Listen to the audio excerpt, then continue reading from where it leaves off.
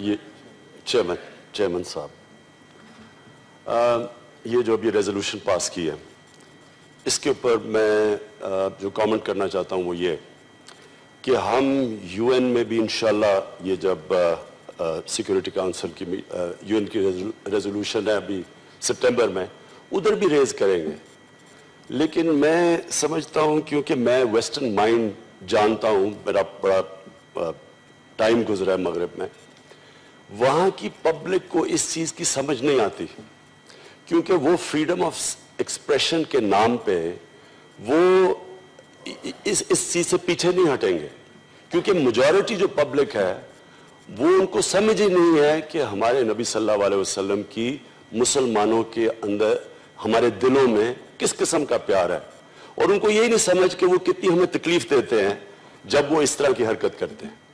उधर उस माशरे में ये बड़ा आसान है कि फितना आपने कॉज करना है मुसलमानों के खिलाफ, अगर आपने सेंटिमेंट रेज करना है तो उन वेस्टर्न सोसाइटीज में बड़ा आसान है इस तरह की हरकत करना, क्योंकि वो सिर्फ थोड़े से लोगों को पता है कि वो कितनी तकलीफ दे रहे हैं मुसलमानों को। ये जो आज सलमान रुश्दी के सैटेनिक वर्सेस के बाद जितनी दफा भी ये इंसिडेंट्स हुए हैं, इससे मगरिब में वो लोग जो मुसलमानों से नफरत करते हैं, उनके लिए बड़ा आसान हो जाता है इस तरह का इंसिडेंट करके मुसलमानों, सारी 1.25 अरब मुसलमानों को मगरिब की सोच के अंदर मलाइन करना कि ये जनाब ये तो लोग एंटी फ्रीडम ऑफ एक्सप्रेशन है, और ये सारी उनको और करते रहे, कामयाबी से करते रहे। तो मेरा जो अपनी पार्टी से इंशाल्लाह हम जो कोशिश करेंगे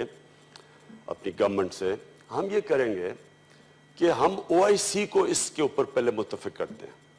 पहले तो ये जो अब बार बार ये चीज़ें होती हैं, ये कलेक्टिव फेलियर है मुसलमान दुनिया का, क्योंकि बहुत पहले OIC को बैठ के इसके ऊपर एक सीधी एक स्ट्रेटजी बनानी चाहिए थी, और उनको बड़े फोरम्स के ऊपर कन्विंस करना चाहिए था कि अगर आप यूरोप के अंदर 4 यूरोपियन मुल्क में, मेरे ख्याल में जो लास्ट मुझे पता है, हॉलोकास्ट के ऊपर इंटरप्रिटेशन के ऊपर भी जेल सेंटेंस है।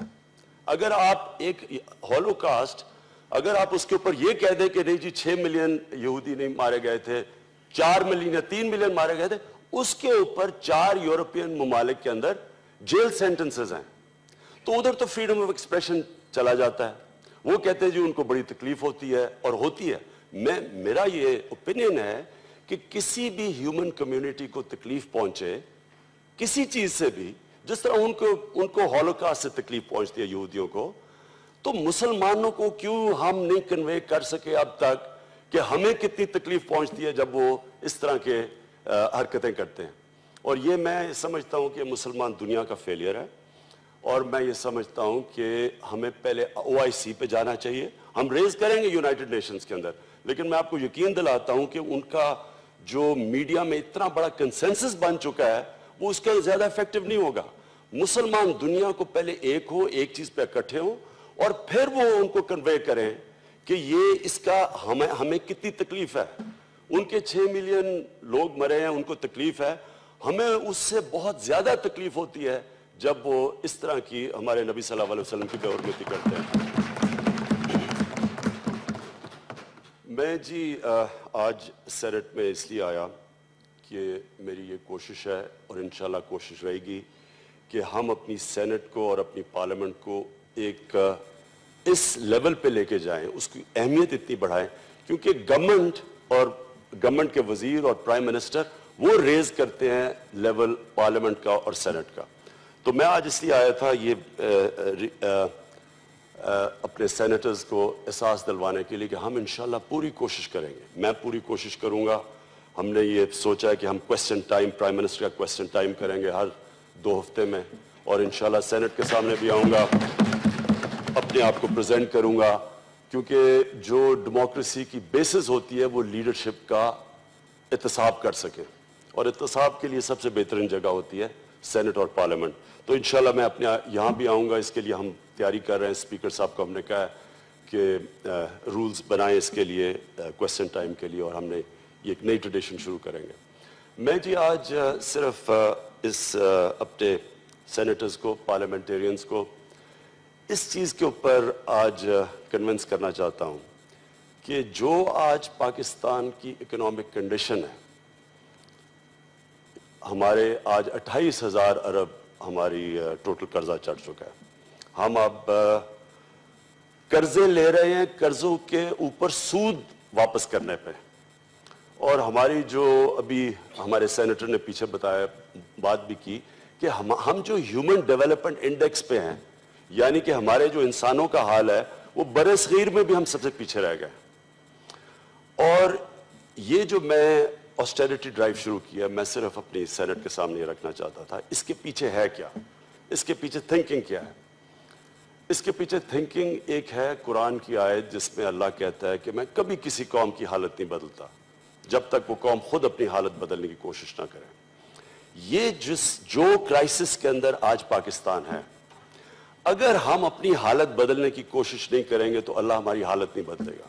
اور حالت تب بدلی جائے گی جب ہم اپنا مائنڈ سیٹ چینج کریں گے. مائنڈ سیٹ کا مطلب یہ ہے کہ جس قوم کے 43% بچوں کی سٹنٹڈ گروتھ ہو، 23% بچے کی میل نیوٹریشن ہو، 2.25 کروڑ بچے سکولوں سے باہر ہو، ہم نہ اپنے بچوں کو ایجوکیٹ کر سکیں نہ سے خوراک دے سکیں، وہ اس ملک کی جو رولنگ ایلیٹ ہے، جو صاحب اقتدار ہیں، وہ جب تک اپنے آپ سے یہ شروع نہیں کریں گے، احساس نہیں لوگوں کو دلوائیں گے کہ جو عوام کا ٹیکس کا پیسہ ہے وہ عوام پہ خرچ ہونا چاہیے.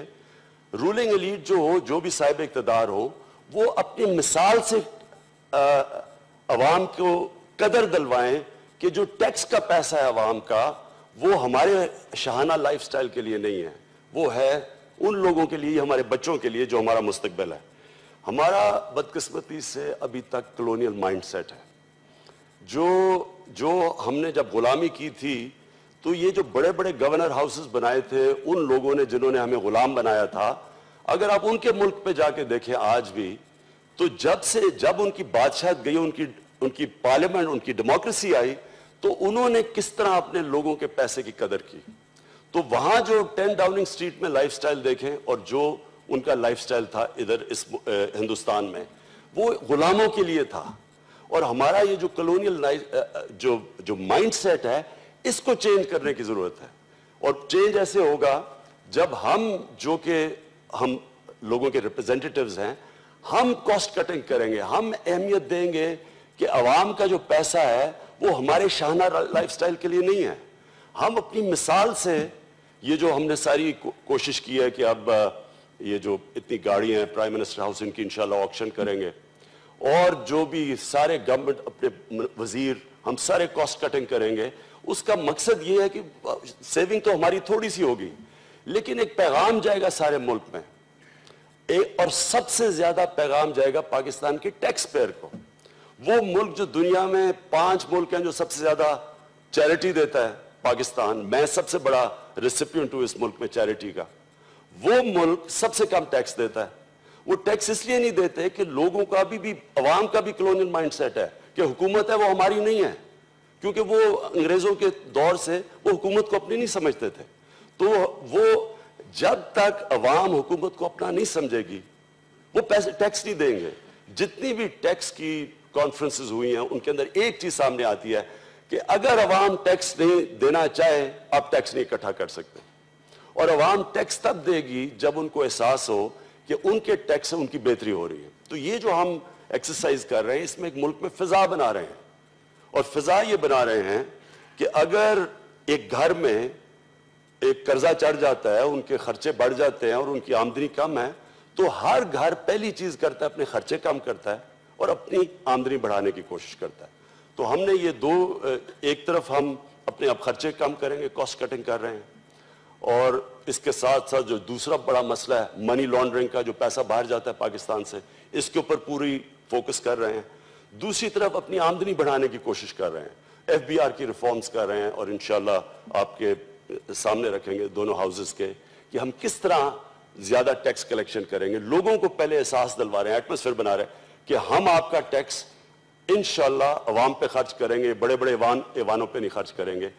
اور جو ہم اتنا سود دے رہے ہیں یہ جو قرضوں کے اوپر, ہمارے پاس اتنی زیادہ, ہم پچھلے ایک ہفتے سے دیکھ رہا ہوں پراپرٹیز پڑی ہیں, ڈیڈ کیپٹل پڑا ہوا ہے. ایک طرف ہم سود دے رہے ہیں اور بھی ہمارے پاس یہ پراپرٹیز ہیں بڑی بڑی جن کو ہم استعمال کر سکتے ہیں اپنے ملک کے بینیفٹ, قرضے اتارنے کے لیے. اور ساتھ ساتھ ہم اوورسیز پاکستانی, جو میں سمجھتا ہوں اس ملک کا سب سے بڑا اساس ہے, ان کے لیے گورننس سسٹم ٹھیک کریں تاکہ وہ اپنی انویسٹمنٹ بھی لے کے آئیں, وہ پیسہ لے کے آئیں, وہ بزنسز یہاں کریں. جب تک وہ وہاں سے پیسہ نہیں آتا اوورسیز, ہم انیبلنگ انوائرمنٹ نہیں کرتے انویسٹمنٹ کے لیے, تو ہم یہ اس ٹریپ سے اس وقت نکل نہیں. ہم کلاسک ڈیٹ ٹریپ میں ہیں کہ ہم قرضے لے رہے ہیں قرضوں کی قسطیں ادا کرنے کے لیے. تو انشاءاللہ آپ کے سامنے ہم پورا ایک ہفتے تک پلان رکھیں گے, اور ہماری سب سے زیادہ کوشش یہ ہے کہ اس ملک میں انویسٹمنٹ لے کے آئیں, ریونیو جنریٹ کریں اپنے ملک سے, وہ ادارے مضبوط کریں جو دونوں چیزیں ہمیں انیبل کریں, اور انشاءاللہ ہمارے سے زیادہ مشکل سچویشن سے دنیا نکل چکی ہے. ہمارے ایسے ملک تھے جو تباہ ہو چکے تھے, 10-10, 5-5 سال میں کھڑے ہو گئے, اور وہ کھڑے اس لیے ہوئے کہ انہوں نے بیسک پرنسپل یہ کہ اپنے خرچے کم کی, اپنی آمدنی بڑھائی.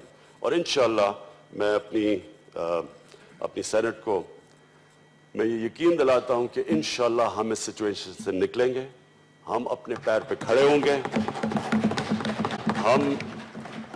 ہم جب بات کرتے ہیں فورن پالیسی کی, مجھے بڑے لوگ کہہ رہے ہیں کہ یونائٹڈ نیشنز جانا چاہیے.